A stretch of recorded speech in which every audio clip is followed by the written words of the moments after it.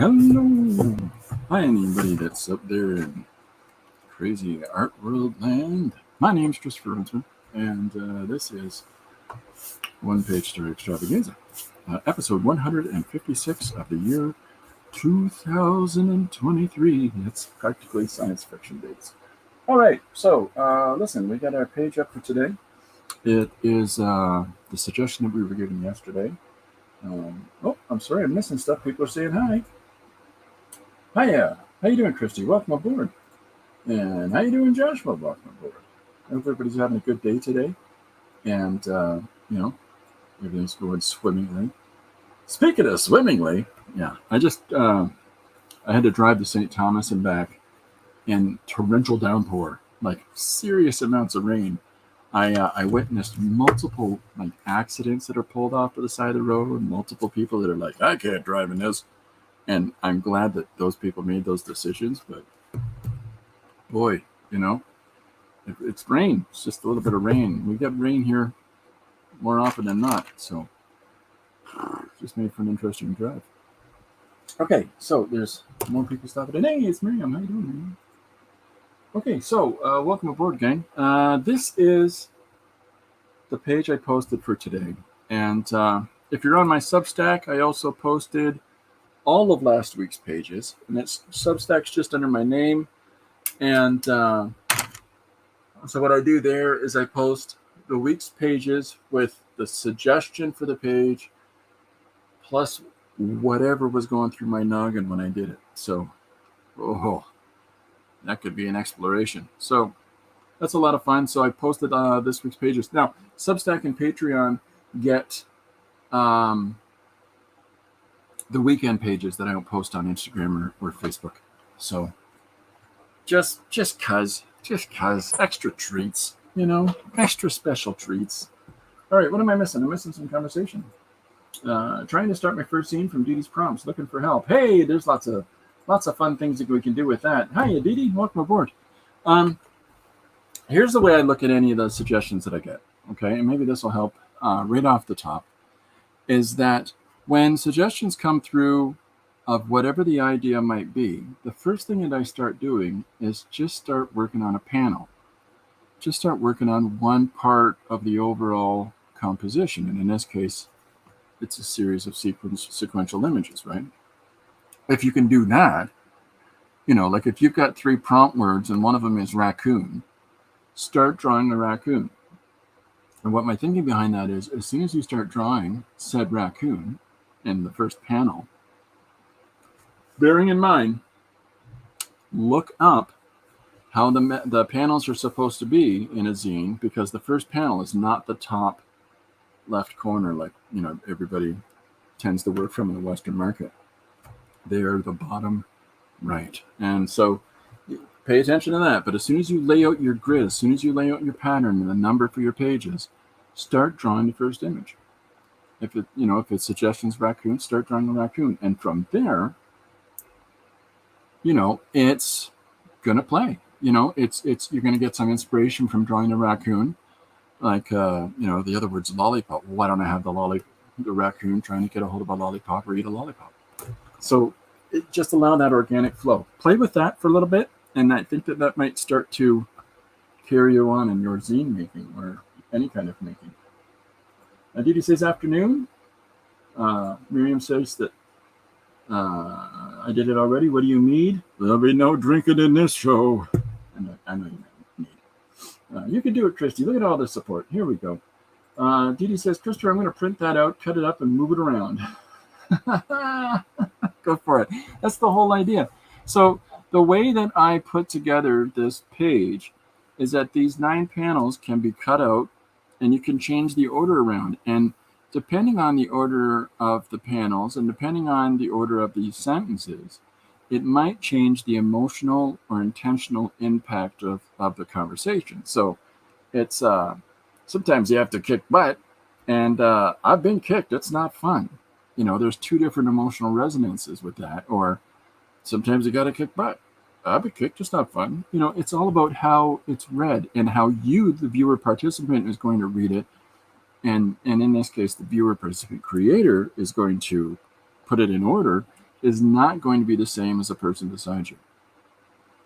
So even though there's a general idea of a dialogue in there, it's still dependent on how you perceive it. So yeah, please do cut it out, have some fun. Print it out, cut it out, chop it up, do-da. Tell all your friends. Anyways. So so there's today's page. It was drawn in mixed medium, primarily pen, blue pen, white pen, and a little bit of red ink. Is on jelly plated paper, and a lot of fun. The original, as I said, is, here's the original, right? And but you can see that posted on the Patreon. The suggestion was choose your own adventure where when you change the order of the panels, it changes the story. Something along those lines. So that's the idea there. So have a ball, okay? This is my 219th page since the start of the year for this thing we call Shoe. So it's been a lot of fun. Miriam says, interesting. So let's kick the cameras around for a second here. And bing. So it's time for a book show. So usually at the start of this thing, I show some of the books from my library at this point, because what's the point of having them if we ain't sharing them? So there's a couple things I want to give you a couple peeks at for people, the nostalgia buffs out there. This is The Art of Atari, and by Tim Lapatino. Probably pronounced that wrong, and I apologize, Tim. So this is all of the packaging art and design art and video game console art and all that stuff that was being created for these 8-bit graphic games. It's not focusing on the games and the graphics.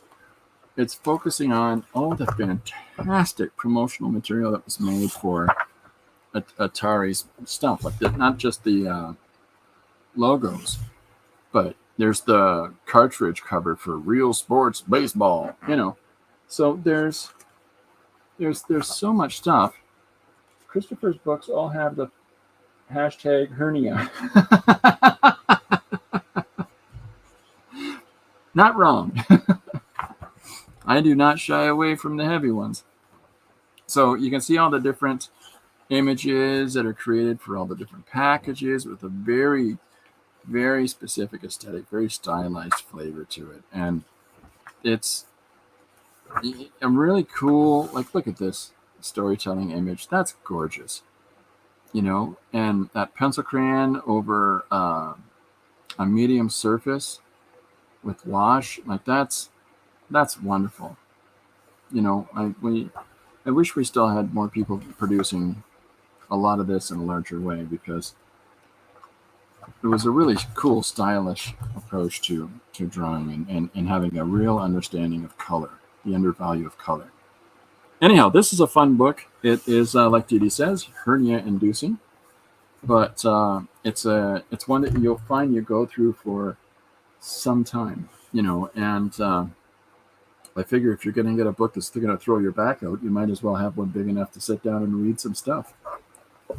So the ISBN for this guy is 9781524101039.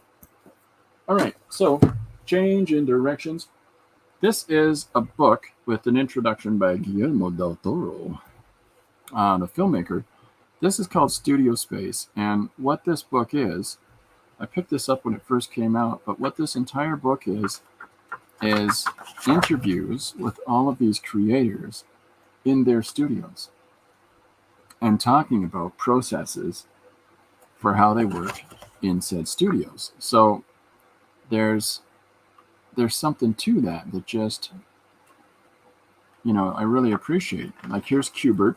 Joe Kubert, longtime artist in comics, specifically DC, did a lot of the World War stuff. He started the Kubert School of Art and Graphic Design in New York, and which, the Kubert School of Comic Book Art.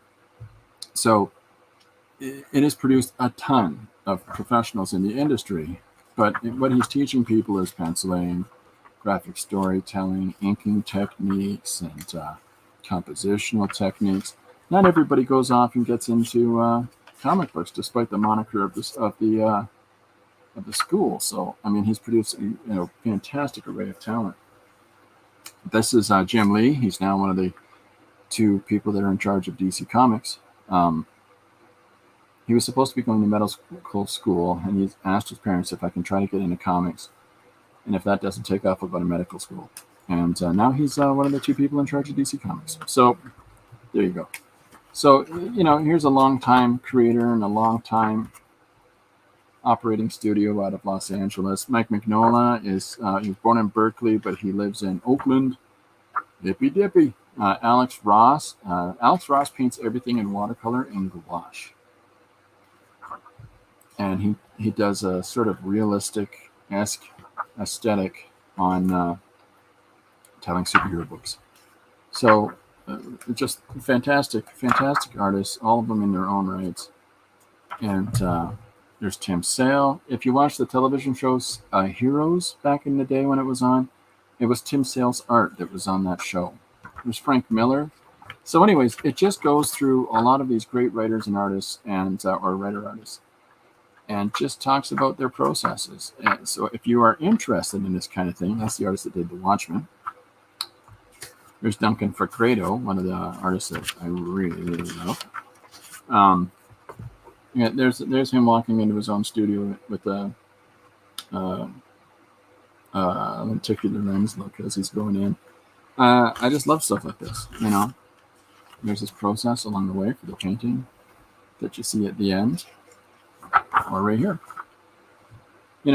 So there's real opportunities to learn some things when you have the chance to sit down and see their processes and see what it is that they're doing, how and why, So this is a good one to check out. ISBN 978-1-58240-908-5. And one more thing I wanted to talk about before we get down to business and make some stories here. This is filmmaking for dummies. So, if you're interested in graphic storytelling, a really, really helpful understanding for you to have is to sit down and to learn a little bit about the making of film. And it's not as much that you're specifically learning to make movies as it is that you're learning storytelling techniques. And because as a writer-artist, as a person who does the whole shebang, you tend to need to wear all the different hats that they really do have on movie sets. And so you need to consider a great deal more things than somebody just does one of them. So if you can study books that have techniques and insights and considerations into the production and making of films, I highly recommend you learn some of those things, because you'd be amazed. You'd be absolutely amazed how it changes structurally your approach to storytelling. You'll find you'll be able to make it more concise. You know what I mean? Cut out the fat from the meat. Get down to it. And it's not so much about what the films we're talking about here but about how we look at lighting, how we look at placement, how we look at emotional connection through color or through composition. And so there's a whole bunch of different books that are out there about this. I read quite a bit on this, and I've tried to look into quite a bit on this. But when you get a page like that gives you some insights into person running through the street, across the street in front of a truck, in front of kids on bikes, all the chaotic actions that are happening in the course of this person trying to run away. And you see it laid out in a structure like this, it might help you understand better how those actions which take place over the course of a minute on the film, but you get to sit down and look at that broken down into its components and have a firmer grasp and understanding that. And then subsequently, that helps you be informed about how do I put that on paper myself. So I'm a big proponent of this. I can tell you ISBN numbers for these books if you like, or not. There's a great deal to learn from this, though. It's important that you study. Like on the bookshelf behind me, I've got a couple of shelves of just storytelling and art making and book making. But amongst those is books on animation, books on filmmaking, books on specifically talking about stuff like approaches to science fiction in film, approaches to horror storytelling in film, all these little different aesthetics that leaves us more readily informed about how do we convey certain things and certain messages in our storytelling technique. So that's the Shamil Shamazel Hearts and Pepper Incorporated. Miriam says, I studied that 40 years ago. Maybe I need to actualize my knowledge. Well, I bet you'll find that in some level you do already. Without doing, let's cross-examine Miriam's work. That's not fair. But I think that if you studied these things and you really did study them, where you made notes, you broke it down, you try to get a real comprehensive understanding of it.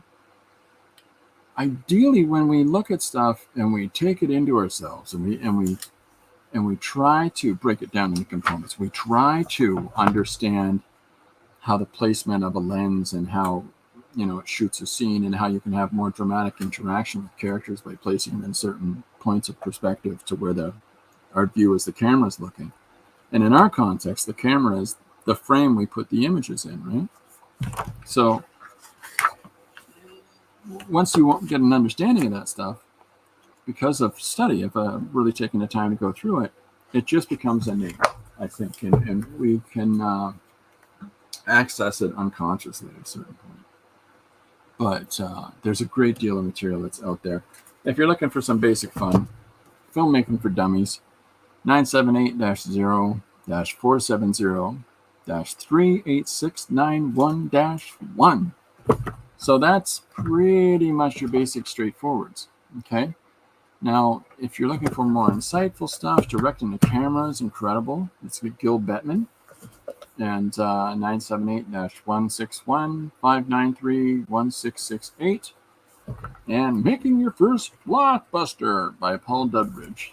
And 978-161-593-296-2. So that's our books for today. It's trying to keep things diverse for folks. It's important to sort of sit down and look at things from different perspectives and say, well,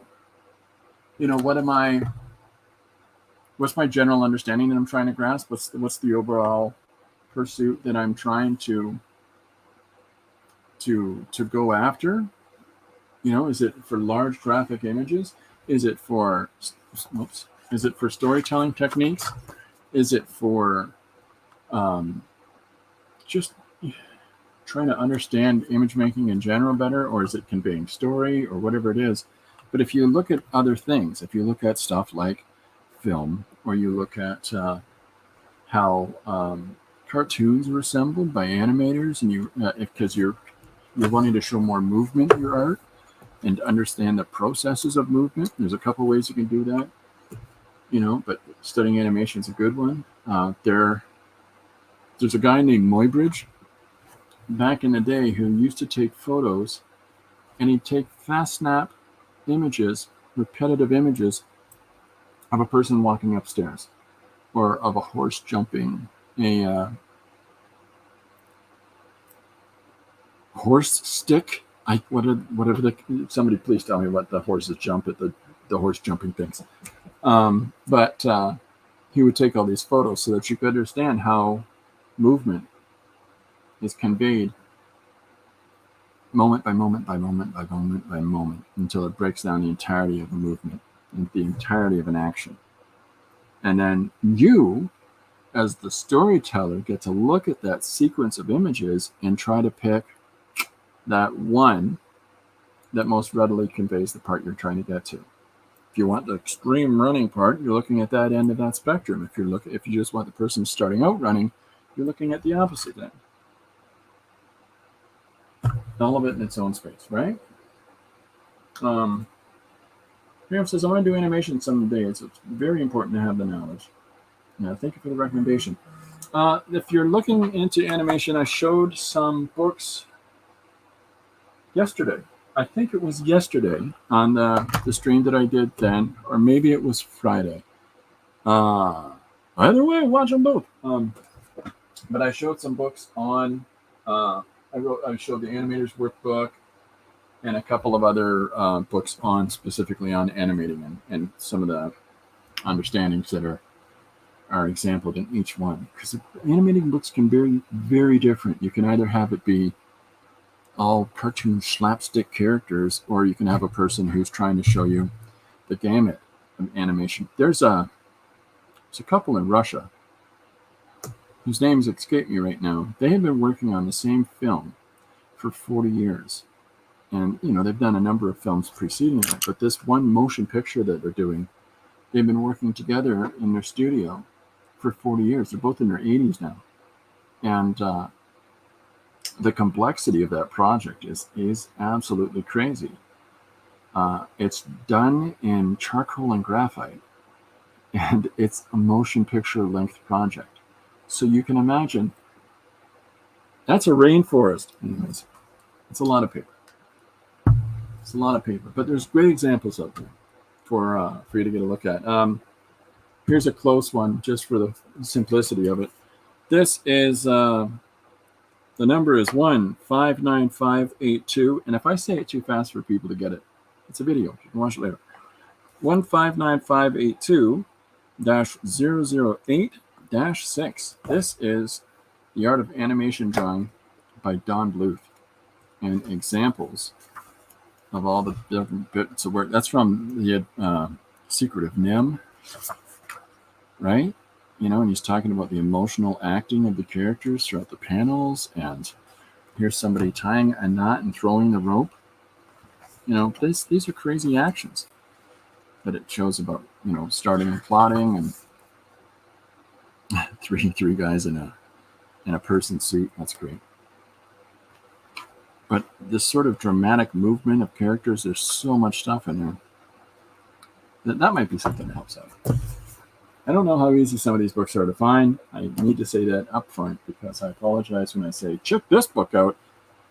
And it turns out to be a hard to find collector's thing that I'm unconscious of because I've had it for like 25 years. So if that's the case, I apologize. But there's some great stuff out there. Miriam tells me I'm crazy. Uh-oh, Barbara. Hi, Christopher and everyone. I'm here to contribute nothing of any use to anyone. So I'm going to work on a page. I don't know if I said I was going to do it today or what day it was. I think today I said I'd do a 3-prompt page. But Barbara has sent me an image of her and her paramour, and that I'm going to be doing as a 1-page story. So I'm very excited. I took a photo, and I think I might have already deleted my photo, but I tried to. That's okay. We'll sort our way around it. Just give me 1 second.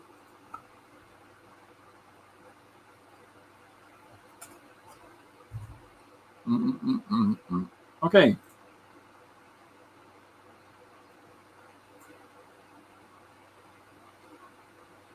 There you go. Easy as that. Okay, so here's what I'm going to do. I am going to take a magical piece of paper. All right, and you know what? I'm going to get a softer piece of paper than this for a start. So to do the zine project,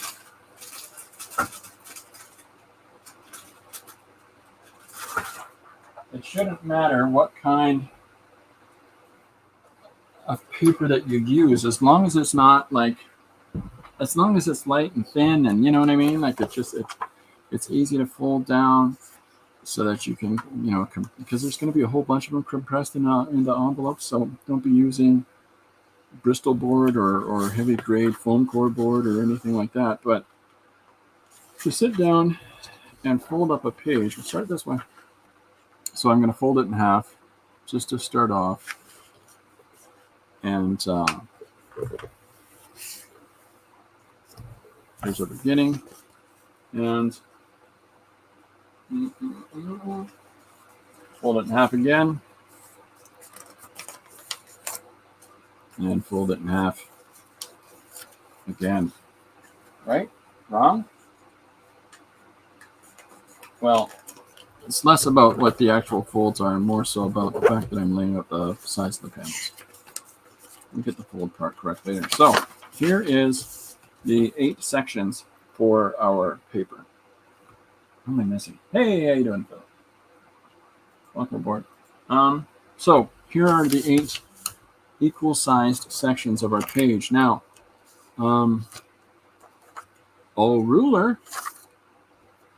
Sometimes you gotta call these guys. You know, you're getting over here and do your job.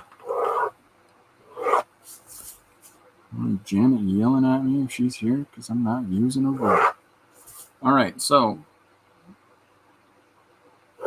here's our equal-sized panels, and there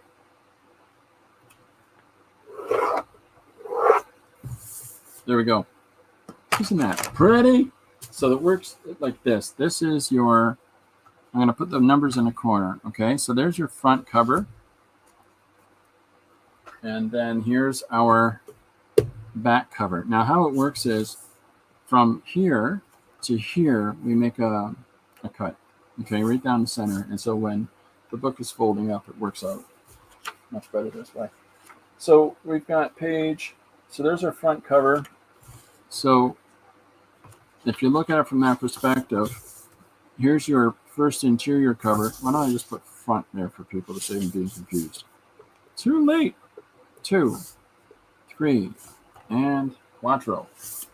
And so on this side, we just continue 5, 6, and back cover. All right, so we'll put a big old B. All right, so that's the way that it breaks down. So when you're working on whatever your story is going to be for this, this is the way to structure it for yourself. So that'll be the front, that'll be the back, and then you've got really 6 pages for your composition. I tend to look at story like this. Okay, so I tend to break story down into 4 parts. All right, and it's the 4 C's because I like the start of my name. 1's context. Okay, 2 is conflict. 3 is climax, and 4 is its conclusion. Now, there's no set hard and fast rule over how much pace things need and how much time things need. What do we got? Ooh, folding paper. You took a course in that in university? What the hell are they teaching our kids at school these days? Down is 2, 3, 4, 5. Up is 1, 8, 7, 6.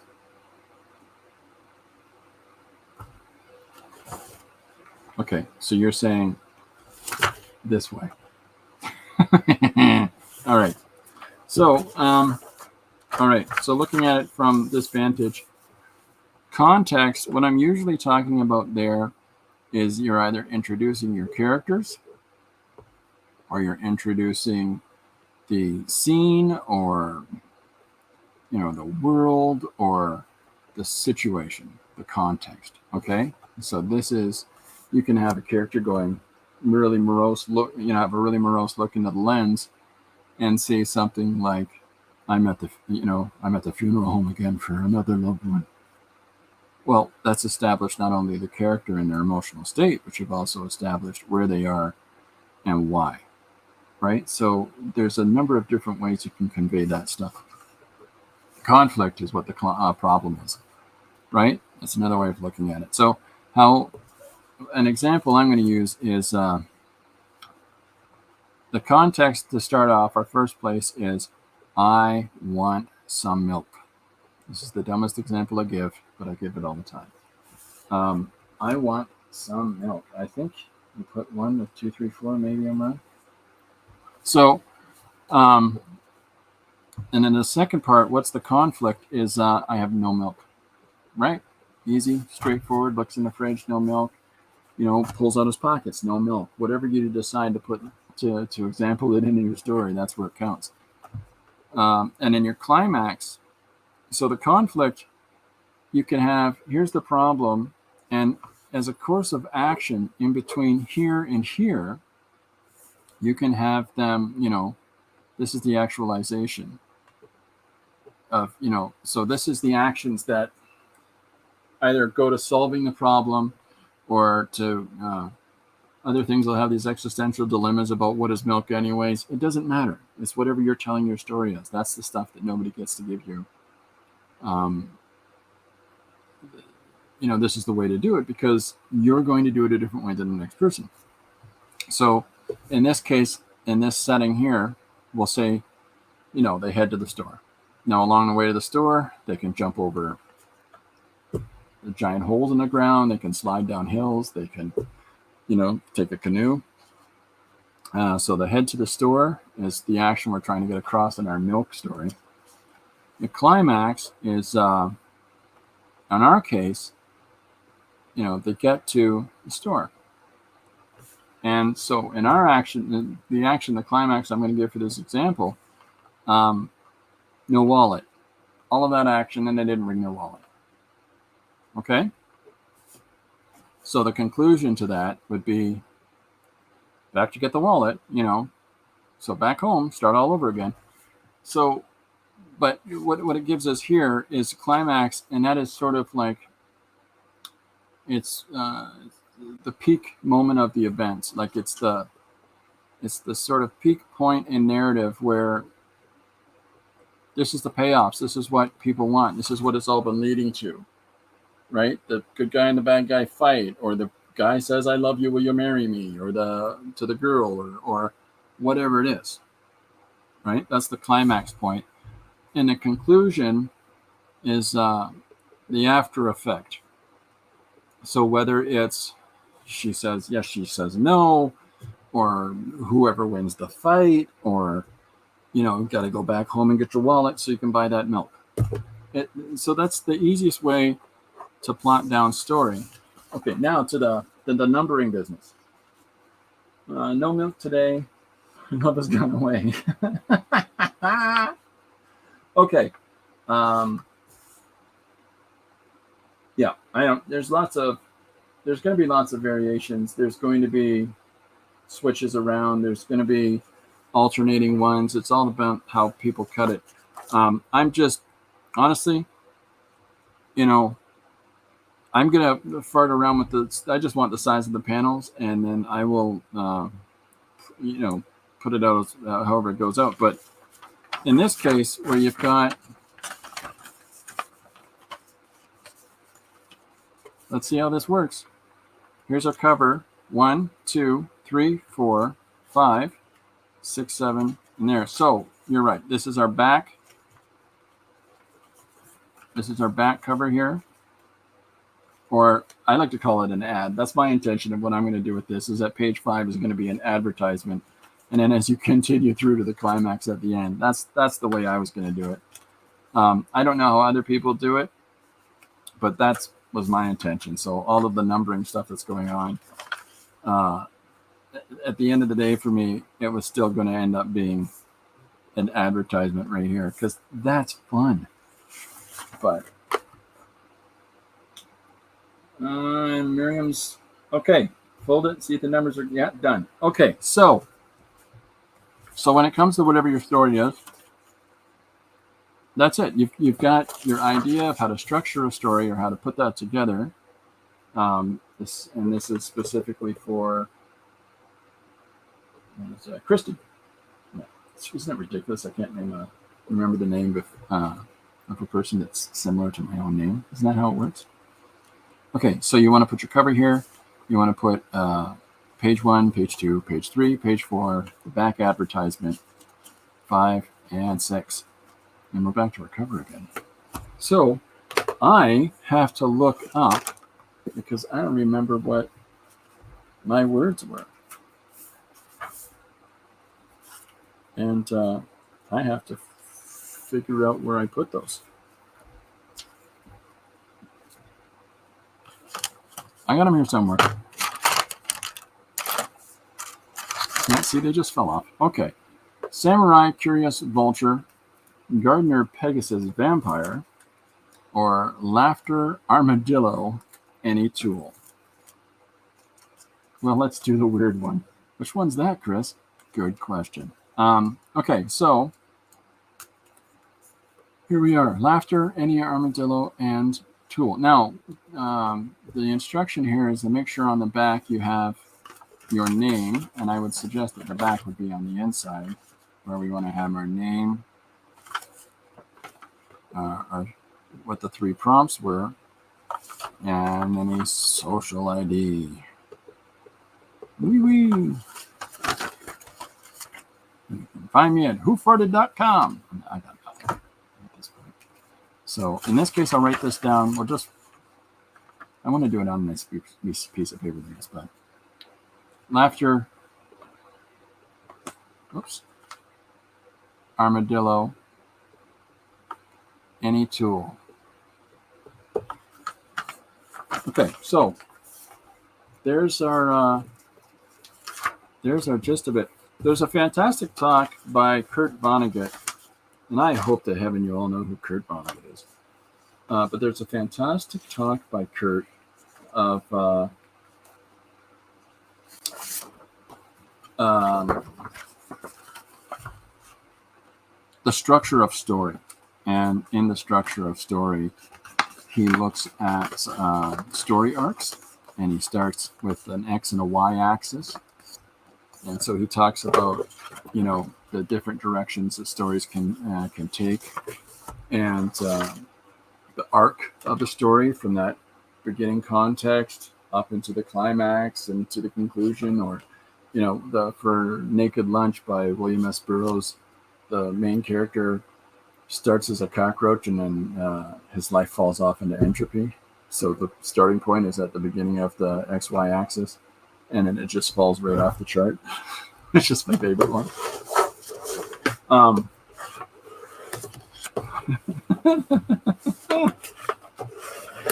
going to put that up in 2 seconds. You need to cut the middle. We'll get to all that, man. If people, if your zine doesn't work out, you can use it like an accordion as seen on My 3 Cents and Black and White. There you go. So, whatever, some people want to get the whole thing prepared before they start. Some people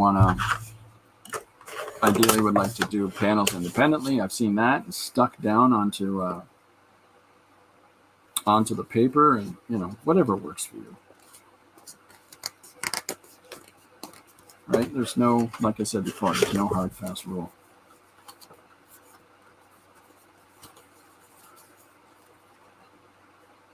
No rules. All right, so I've got my little accordion folded here. So here's my first panel.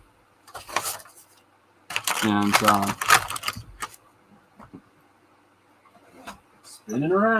spinning back around.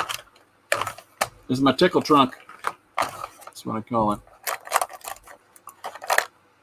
So I've got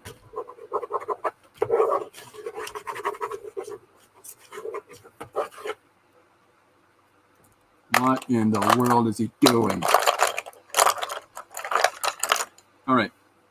So I'm not generally worried about surface. Just so we can that's a dead marker. It's gone. Yeah, that's so much fun. All right, so I'm generally not worried about surface, and I'm generally not worried about whatever it is that I'm working with. So if you've seen some of,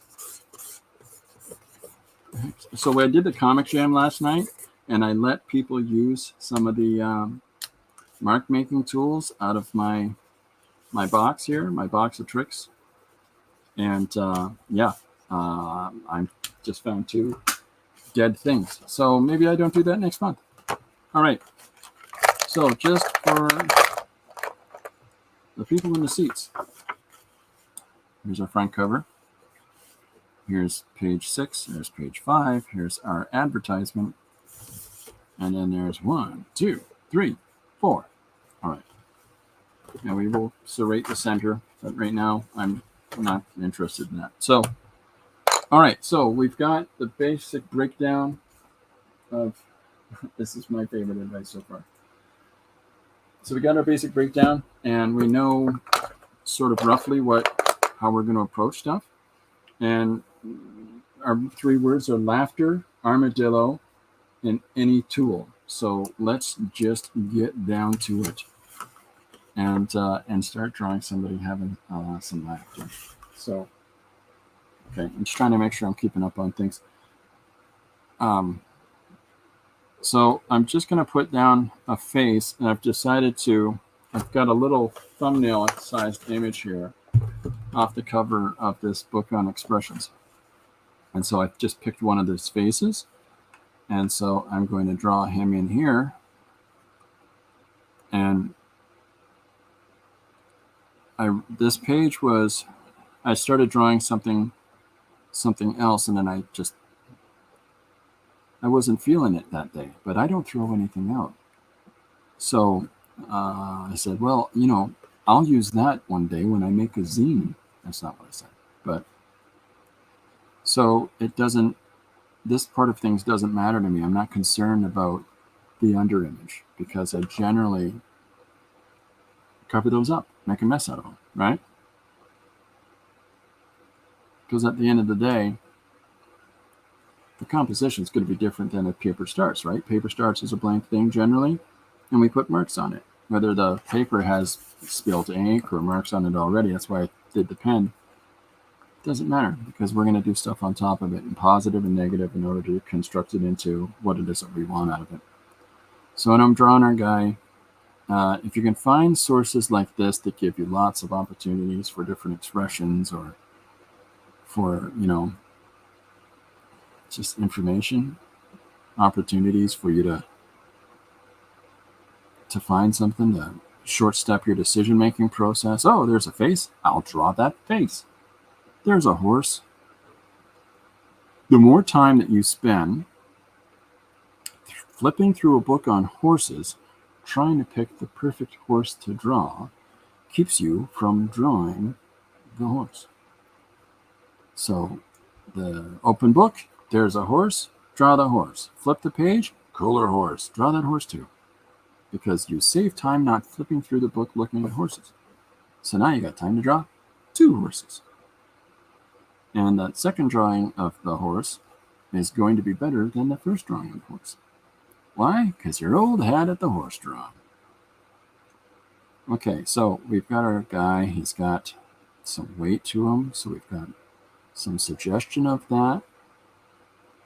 And the lines around his neck. Now, you still got all this crazy information in here from the previous image that started getting put down on this page. But that's okay.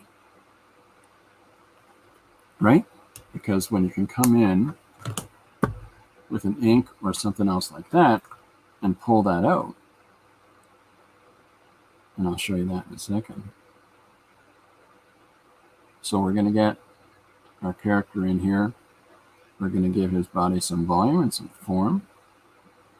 Let's give him some hands. Let's have him say something with his hands, because people talk with their hands.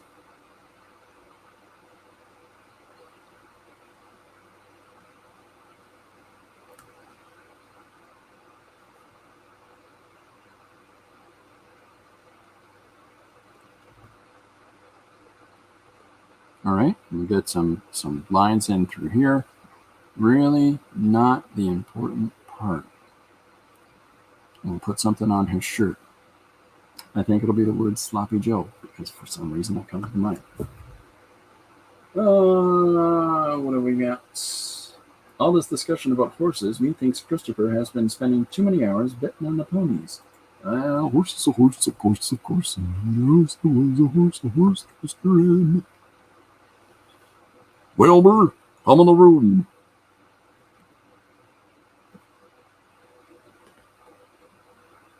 Okay, so we've got our guy, we've got our character here. Give him a sleeve.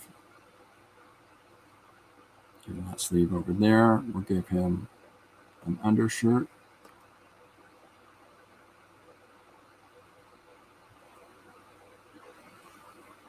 Okay.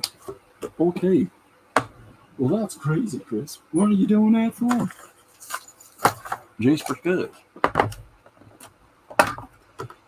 So I've got this random thing of watercolor there. And just to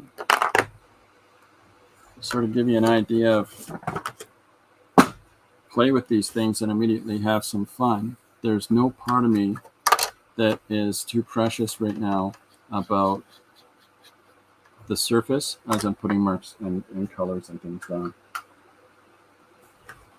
Right? So we'll get down to specifics a little bit better in a minute. And so some of these values that might go on the cover really kind of don't matter right now.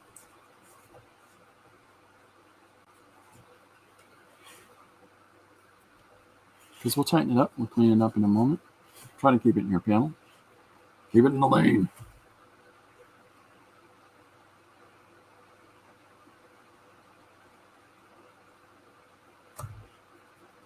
I saw a crazy person in a little tiny car today cut off a big hauler truck. Whew. And I thought, you are either terribly afraid of rain, a terrible driver, or you crazy. Because I honestly did that thing you do when you're really close to something going off.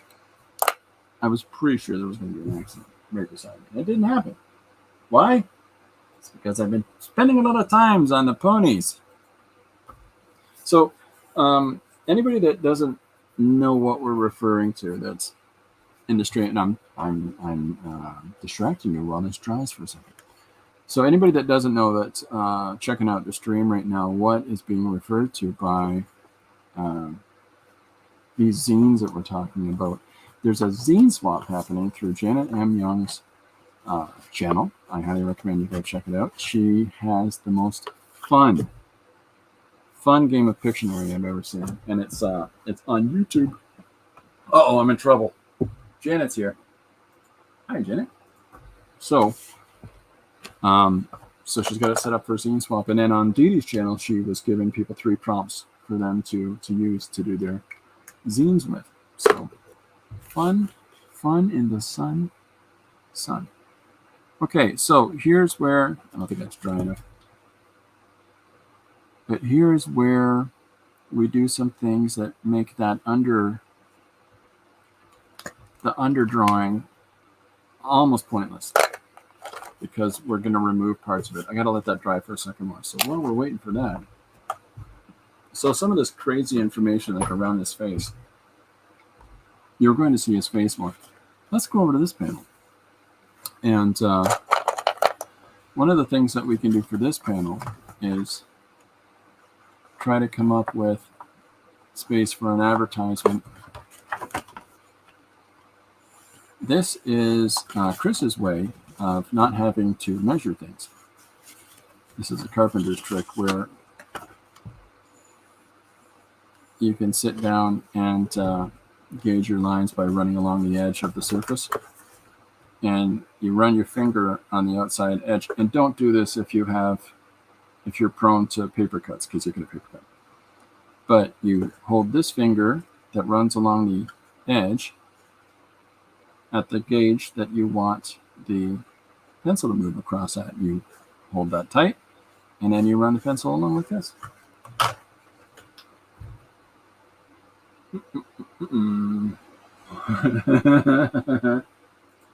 Yeah. He's talking nice about me. What a dope. Is he working on the zine? I got 16 of them to do, Janet. Undershirt in the UK is referred to as a vest in Australia and New Zealand. It's called a singlet. Okay. Did I say undershirt? He is. I think one of us needs a tutorial on how to fold, or I'm wrong, or he is. I'm just laying the images out and not overly concerned about the folding part. But Dee Dee will do it anyways for those of you that are up about it.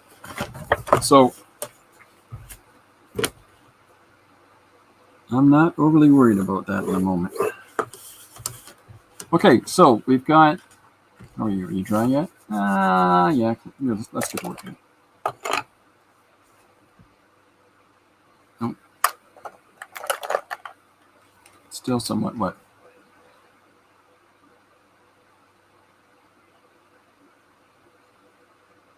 So I'm throwing down this Posca and I'm pulling out some of this information that was already there.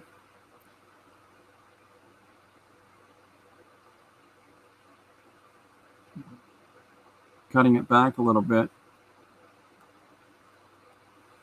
so that it doesn't interfere with the composition. But sometimes what these little bits and values give us that I'm letting peek through is something a little bit more interesting than just flat colors.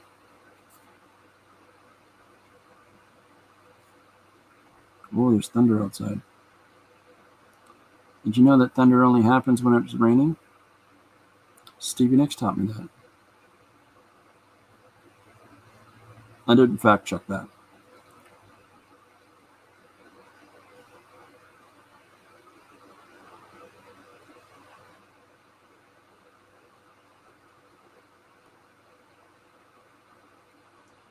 Now, some people stay rigidly by, this is the way everything has to be done.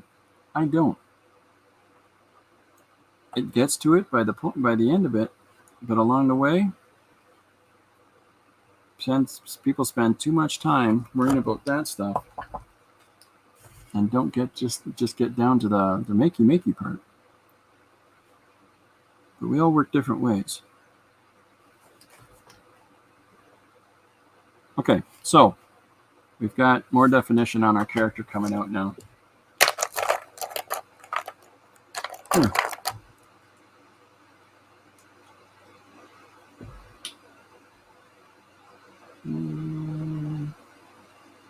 Dee says there's a thunderstorm there too.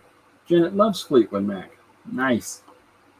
God and the Angels are below. Yeah, their best album was Rumors. I always had a problem with the records, like Fleetwood Mac's records when I was a kid, because two of their album covers are really similar with that whole standing in front of a mirror, standing in front of a doorway thing. And so I bought the one record, and it was probably Rumors, because everybody has Rumors in their record collection. But then I was at a antique place, whatever, junk place, and I saw the record there, and I was just about to buy it when somebody that was with me had said, "That's the one you have." I'm like, what? Really? Yeah. You're always safe to buy the best of.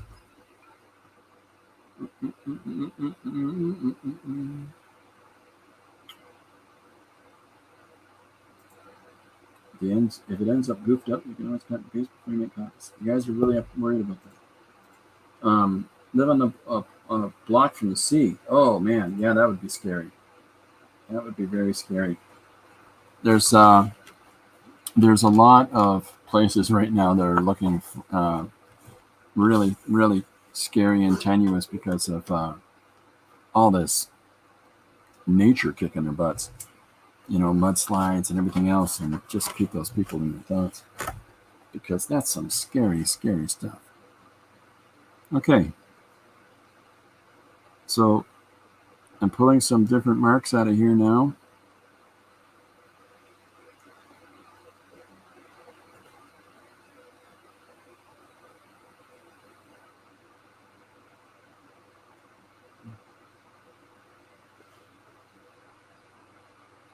It's still a little damp, but this is a light cardstock that I'm working on. And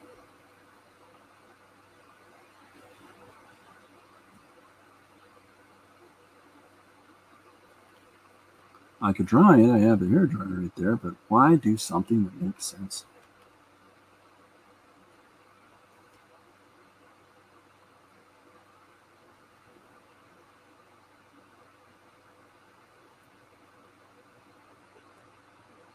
Okay, so we've got our cover or our starting point here. Now,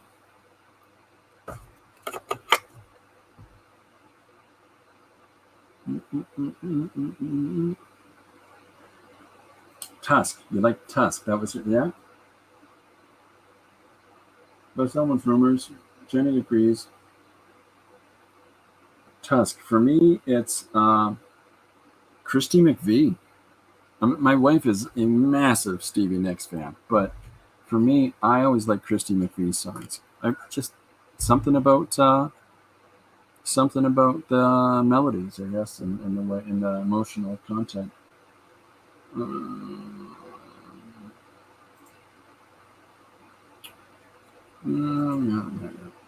Oh, the accordion, yeah. We're gonna die from heat now. We only have rain and storms in winter. Oh my gosh! Don't die from any heat. Don't do that.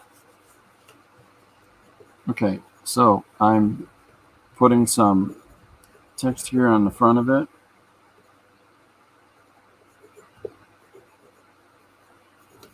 And then we'll put this in a second.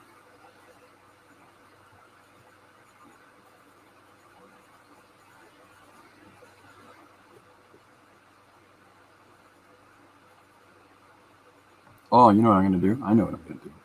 What are you going to do, Chris? Boy, am I glad you asked.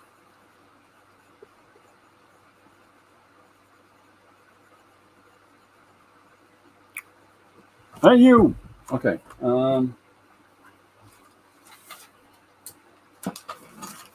Let's do some of this.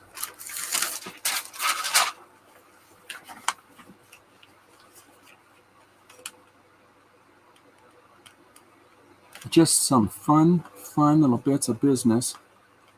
So this is an old Letraset here that, see if I can get this guy working. These are old, so they tend to be a little fussy.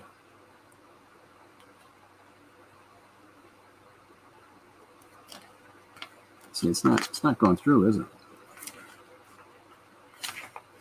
That's ridiculous.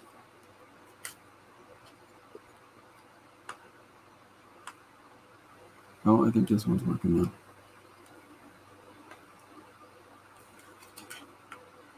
Nope, it's not working. No point. That sucks. Okay, that's fine.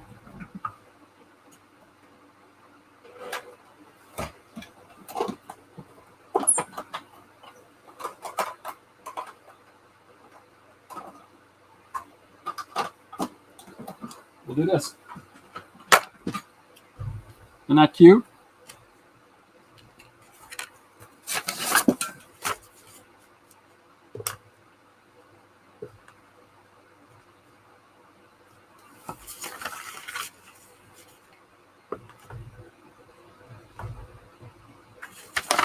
All right.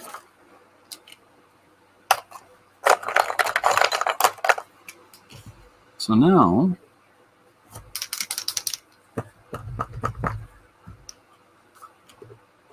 good.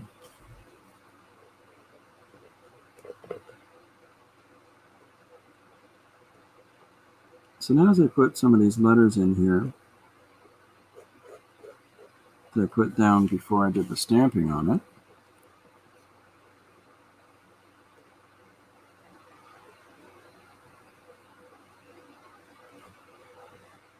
we can start to pull up some of that information.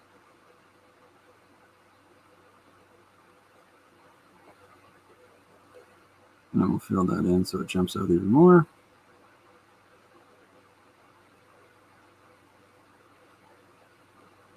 I just like complexity in an image. Now, for some folks, that's a lot of it. But yeah, Letraset. Yeah. Janet says Menza has me on speed dial. I've got one of the. I don't know if you've got one of these too, but the Menza flashcards, and you go through these, and it helps you find out different associative techniques for logic systems, and how you. I could show you. Got. How have I got it?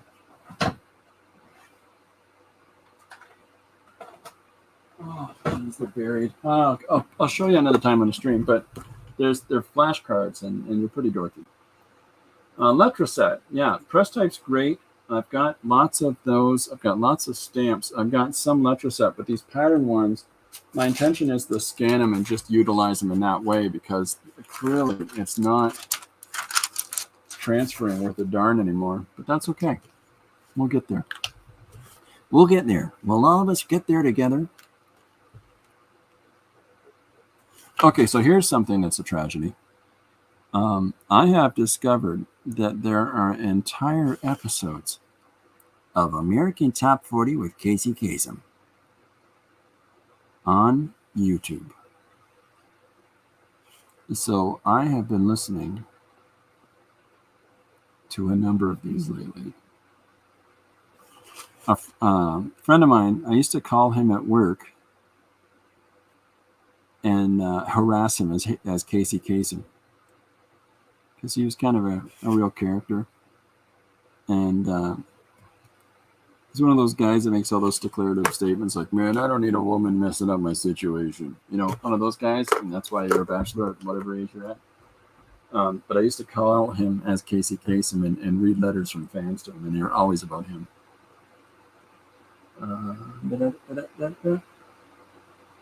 We used to buy it, but I used to use it, but I thought it's not available anymore. I bought a store out of it. I went into a store here in London, and I bought all the Letraset I could find that they had left. You know the Spanish meaning of Menza? Here we go.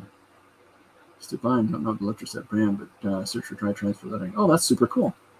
Hey, how you doing, Jim? How are things?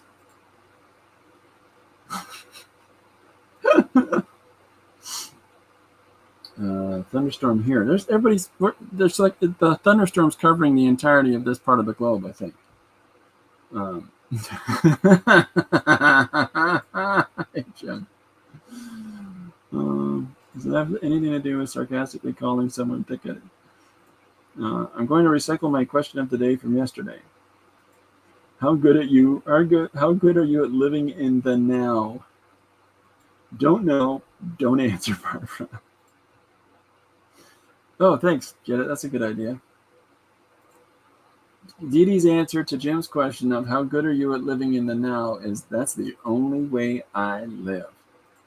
Better than you, Jim. I don't remember what I did yesterday. Miriam. Oh, did he say the same thing? Janet tries to live in the now.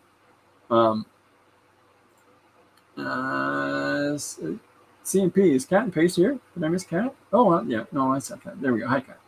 I didn't say hi, Cat. I'm sorry. Barbara says, I'm living in the now? Well, that's news to me. Thanks for letting me know. Very much appreciated. I have a dorky answer that I'm not going to give because there's nobody else here that likes Star Wars. Meaning Gary. I got a really dorky Star Wars statement. It's in the movie. It's said by Lizzie Neasy.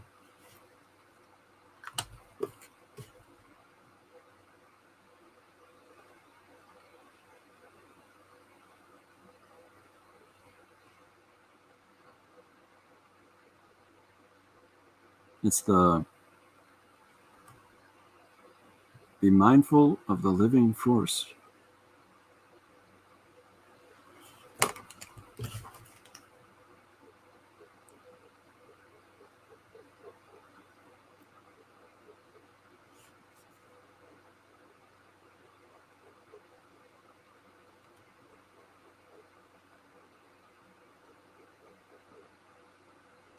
We. What am I missing? Jim, are we supposed to answer that now or later? Later. Later, of course.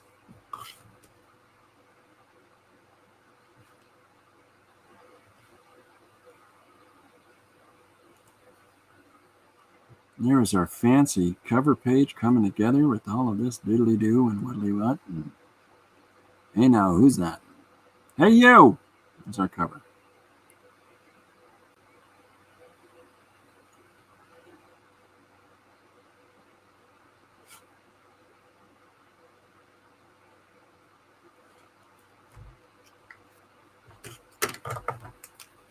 So,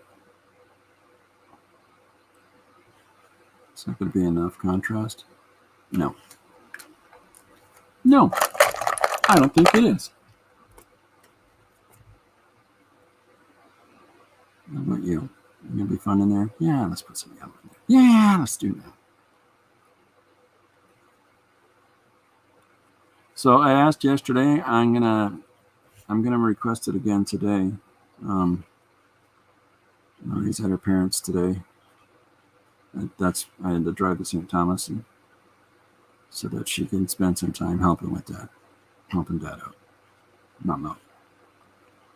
So if you can keep the dad and your thoughts there, that would help Lori a lot. Me too.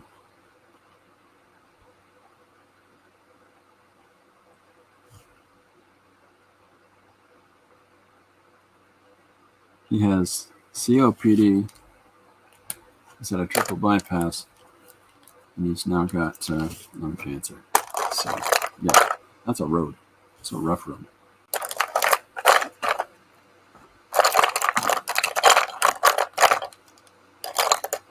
Oh, it's literally in my hand.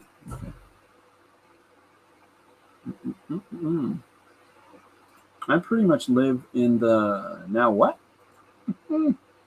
I just realized there's one letter difference from living in the now and living in the snow. It has a lot to do with geography too there, John.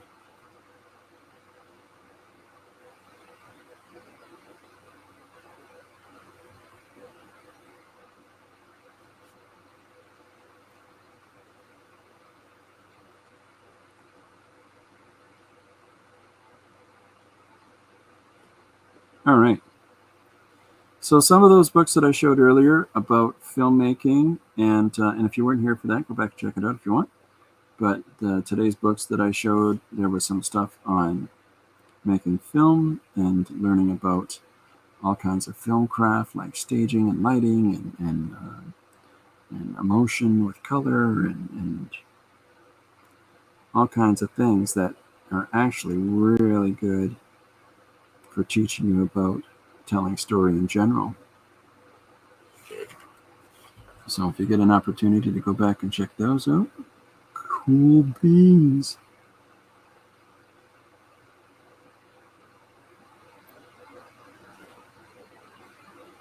All right, so just about doing this bit of business.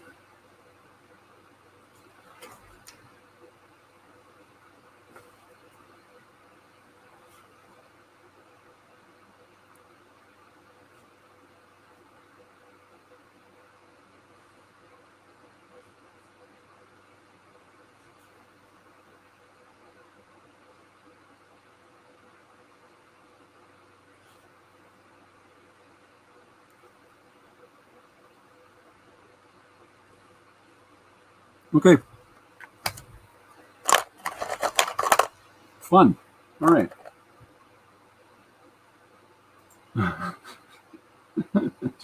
Shh, Jim, don't tell everybody that. Jim.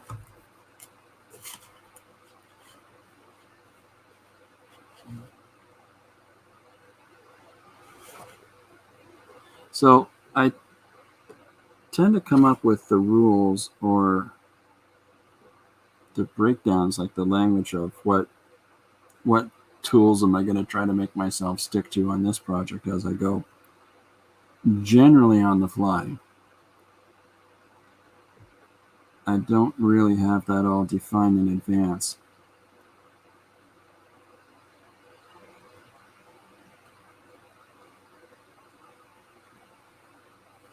So, if it helps, if you're going to do mixed media stuff, to lay it out for yourself in advance, do that. Or just go with whatever you've picked up.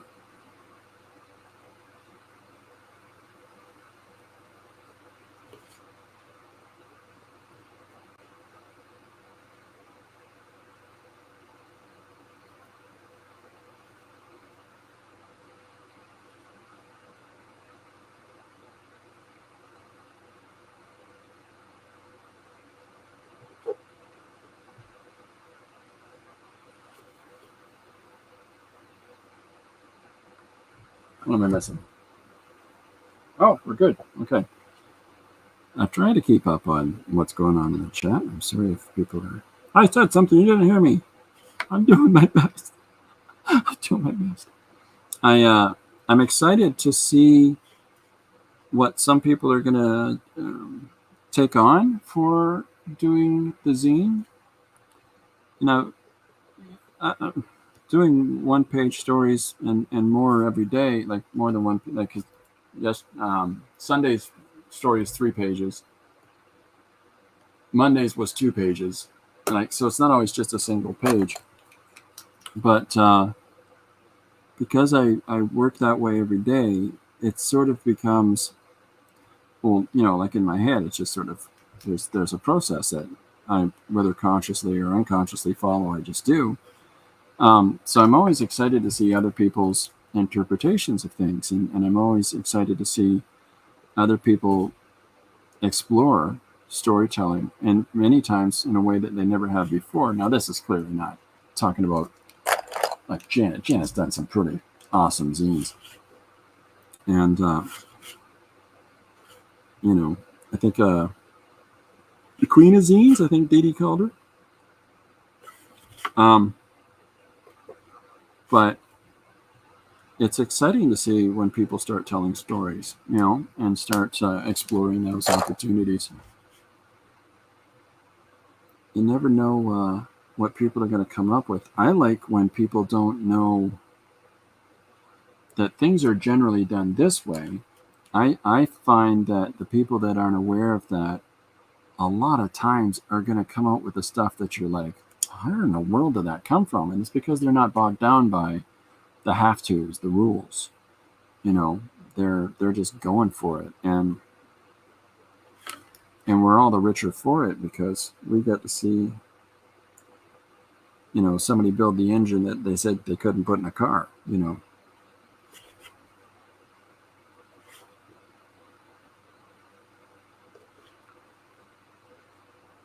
I mean, there's something to be said for foundation and structure, but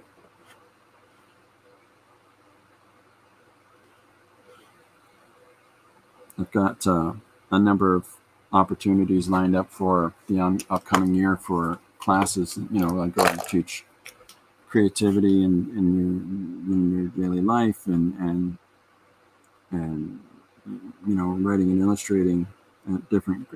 This year. I've got 1, 4 to 8, and university already set up, and it's crazy the different things that people,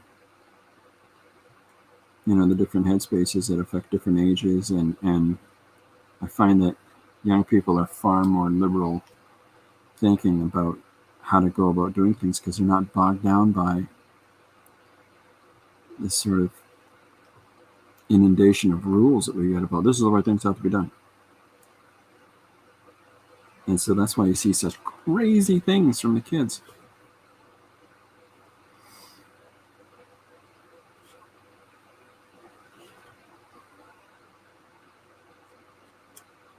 I'm sure people, they know where it's at.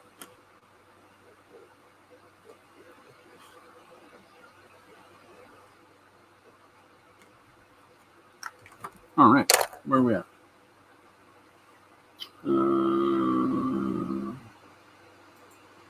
Is cat and paste is one letter from being cat and pastel. Oh my God, my eyes are open. I see everything differently now. Dee Dee spelled backwards is Ed. Jim needs a nap, folks.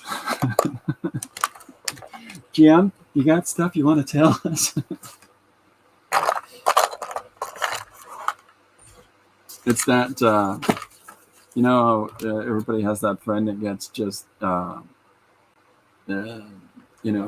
overly existential as they're more and more tired. Like whether it's a friend or a family member, where they'll just say something incredibly pithy or just resonates really deep, and it just has everything to do with they're tired, and they're just that's I'm not suggesting that's Jim, but it sort of feels like when one of my sons does that. Did you know this? And you're like, what? Where did that come from?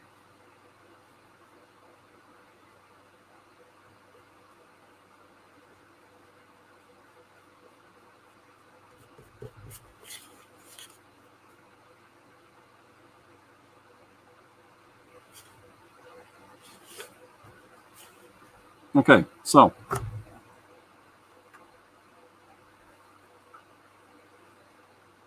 I didn't tell you. His musical choice of today is the Pixies. If you don't know the Pixies, check them out. Yep. Okay. So I'm trying to restrain myself a little bit with how I'm going about things, because I immediately want to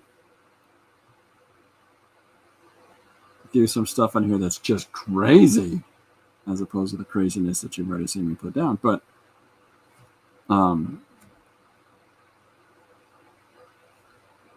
do I hand letter this, or do I bother with Photoshop? That's what I'm asking myself at this point.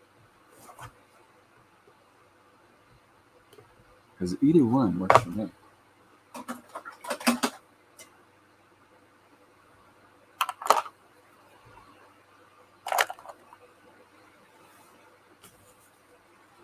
All right, so there's our. So as we fold this up now, so there's our cover image, right? Hey, you! All right. So panel 1, right? Because we've taken ourselves onto that next bit of the. I got a lot of stuff around me right now, Steven. I'm working on a bunch of things. I actually put together 4 pages this morning, so my brain is in a fugue state at this point. Becomes Jim throws at us. The last day of. Oh, yeah, this is my favorite fact so far this year. And I learned it from the Count.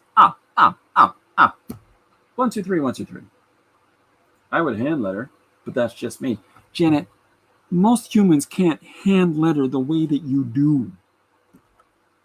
Most humans write like they're doctors or should have been in some kind of medical profession.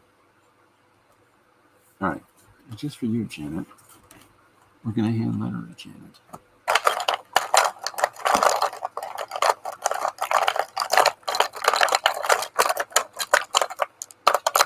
Not a single movement pen there.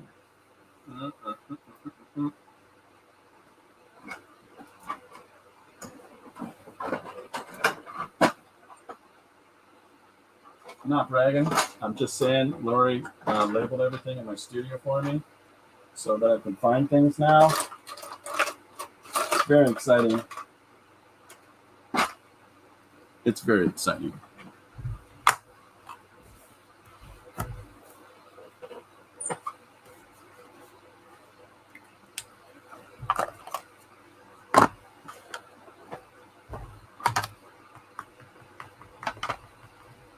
Let's see if this works.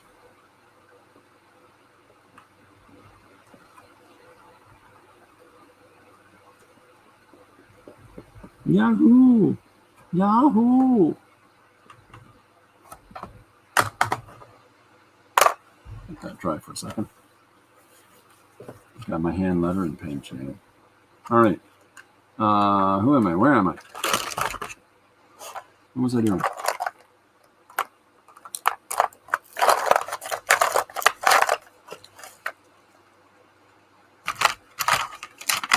You'll do. All right. So now we're on to our first panel. Where are we at? I've shown everyone how to do it. There are no excuses. Need a lettering guide? No, I have Photoshop. As soon as I find my binky, it's nap time. No, no, no. All right. Okay, so at this point, we're going to do pick a face. 1, 2, 3, 4, 5, 6, 7, 8. Pick a face. First person who puts a number down, that's the face I'm using. Oh, wait, no. Yeah, first number. 1 to 8. That'll be the face I'm going to draw first.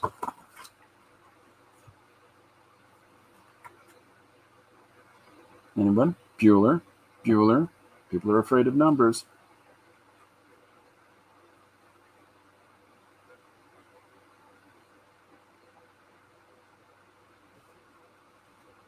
I'm just going to draw a face. I don't want to pick a number. What if I pick the wrong number? Then Chris will draw the wrong face. Okay, so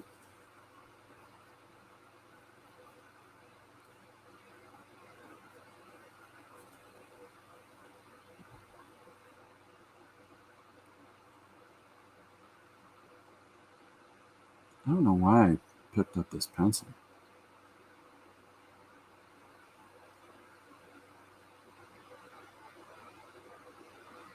What time are we at? 1:21. I've got to go and pick up my grandson today. Well, one of my grandsons. He's in his program today, which is good.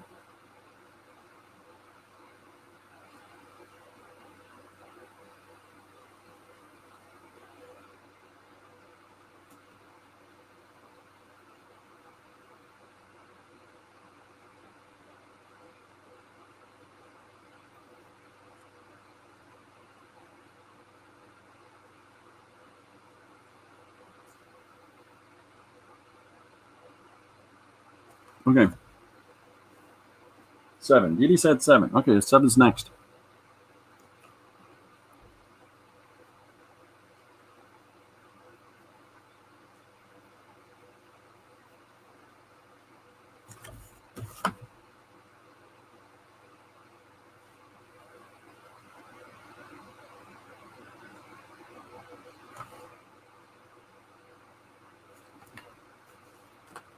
Okay, so here's one of our guys. We're going to put the text above his head. And then here's our 7, which works perfectly, by the way, Dee, because it looks like this guy is now yelling in this dude's ear. Good choice, Dee. So there's the fold, making sure I know where my edge is.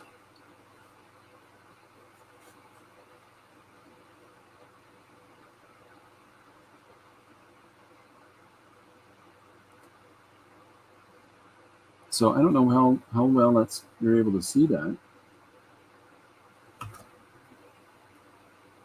Jim says, Chuck Norris should be afraid of Janet if he knows what's good for him.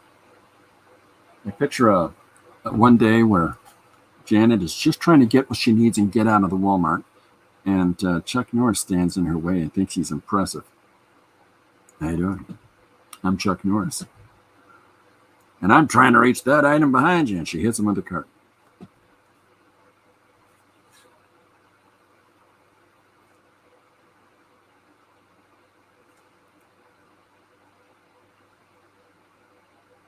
Thank you, Didi, for not pointing out I spin the pencil as I'm drawing, which I'm always self-conscious of now.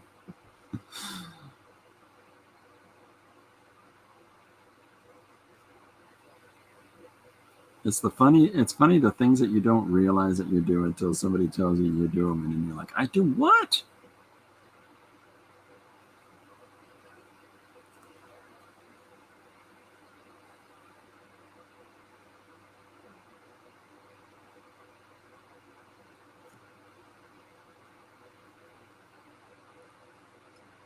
Okay, so we've got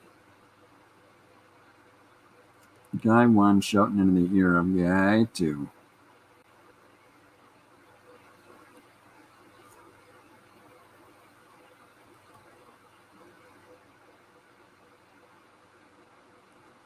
Right? Brown. That's why I drew it in brown.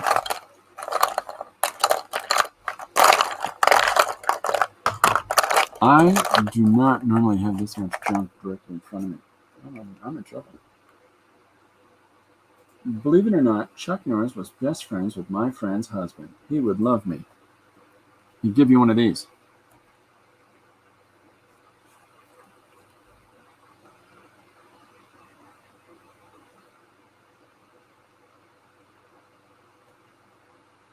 So these, what I'm using right now is a Fudenosuke pen,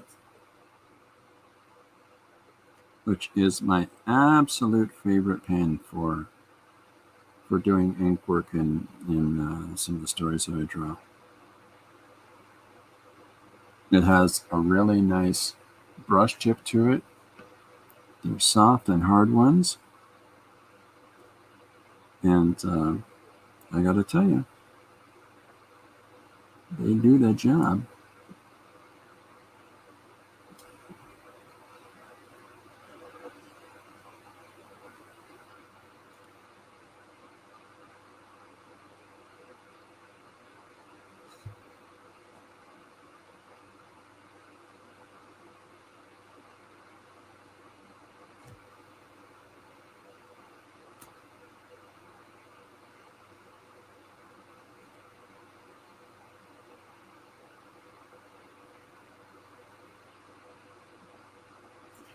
There, it's coming together. Pink seal. I just popped in for my daily dose of love and Chris fix. I can't quit you. I can't quit you, Jim. See you guys later. Enjoy your nap. Get your binky. Heading out too. So this storm is past. I don't blame you. Stay safe, everybody. It's storms are scary stuff. Thanks for coming out, you guys. So so the gist of this page, this panel specifically, is that I'm drawing these two guys, and the one is yelling directly into the ear of the guy beside him.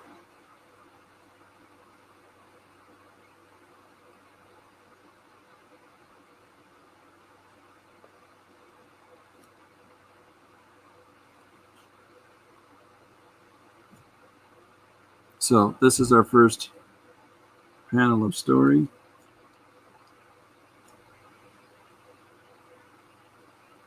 And then I've left room up above and down below for the text.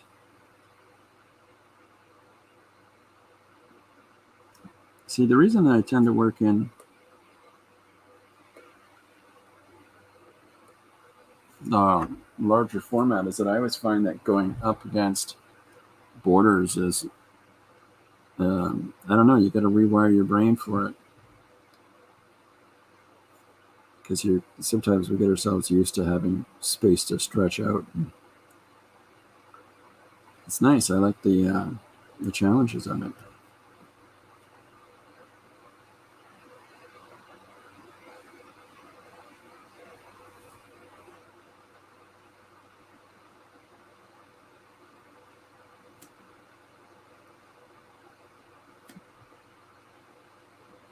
So the way that I get some of these fat and thin lines is because of these pens and the brush tip on them really gives you a nice control over your line.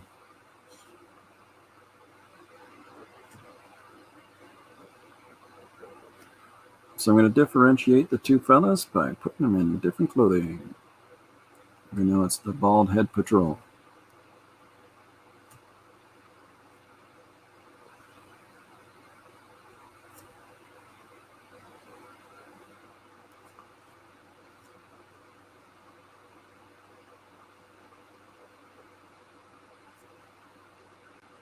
Big old lapels.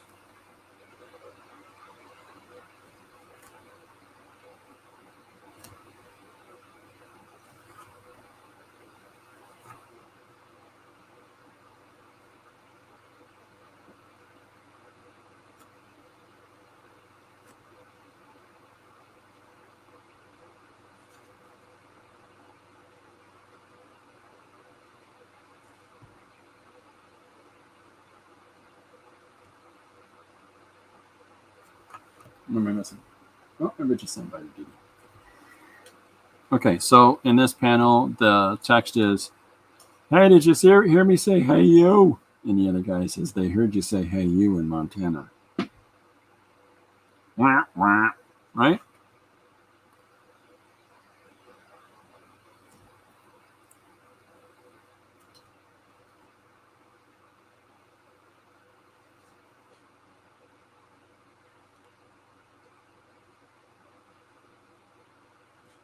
I'm going to press right up against his buddy. Time we at? 1:31 already. Holy camoli.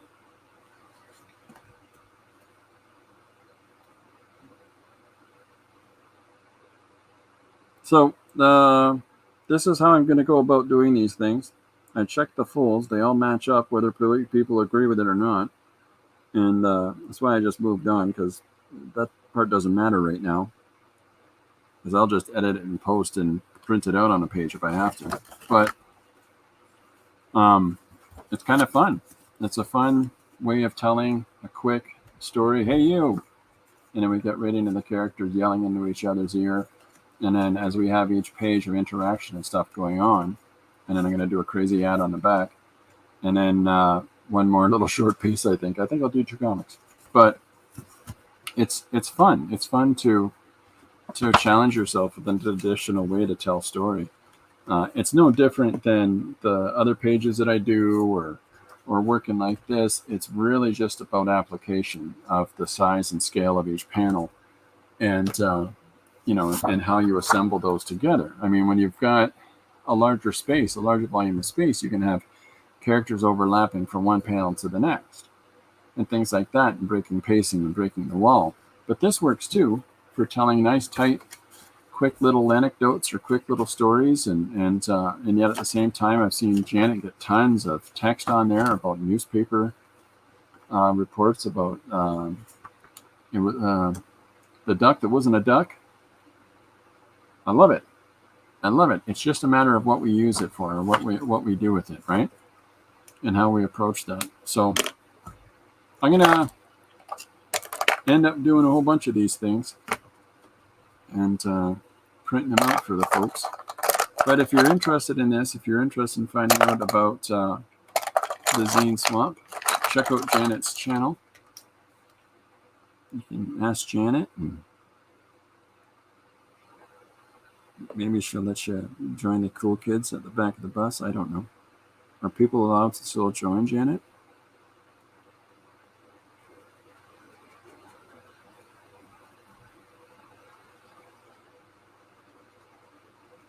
She's got all the specifics of it laid out there.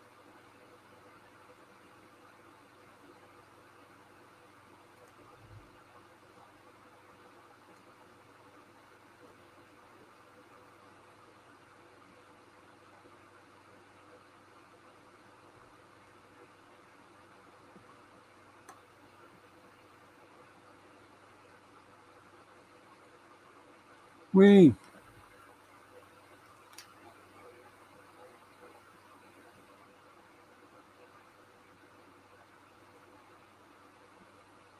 It's fun. It's fun building things up in layers. Where are we at? 134.21. Okay, so that's the approach that I'm taking, and I think this is fun. This is a fun way to approach things. It's challenging that it's out of my regular wheelhouse, but I think I might post this page tomorrow like this, just to mess with people's heads, but mess with their minds. We'll see. We'll see how it goes, because I got to do 3 zines for the swamp, Laughter, Armadillo, and Tool, and what are the other ones? Samurai, Curious Vulture. People were giving me crazy ideas about the Vulture. Gardener, Pegasus, and Vampire. So it's gonna be fun. It's gonna be a lot of fun to do those, and I hope that anybody else that's working on stuff has got some cool suggestions too to work from. And if you don't, just find a way into it. Find a way to approach it. I know Christy was asking earlier, and just go for it. Start drawing an image, and it'll come together. right? It'll all build itself from there. You know, monkey, lollipop, whatever. Start drawing a monkey, and then try to have them get a hold of get a hold of the lollipop. Like it's pretty fun. But that note, I've got to go pick up my grandson. So I'm going to sign off for today. Thanks everybody for hanging out. I'll be back tomorrow at 2 p.m. EST, and I've got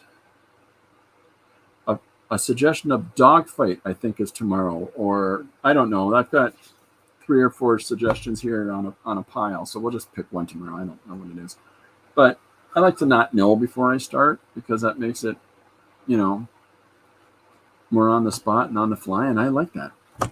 Other people really want to plan things out. I don't. So, in the meantime, have fun, get creating. If you're working on 3-page, 3 prompt pages, go for it. If you want to try one of the 1-page suggestions, I put them on each of the posts that I do every day. If you want to give one of those a crack, go for it. I'd love to see it. I love different interpretations of the same base idea. Okay? In the meantime, have a great day, and I'll see you at 2 tomorrow. All right? Bye for now.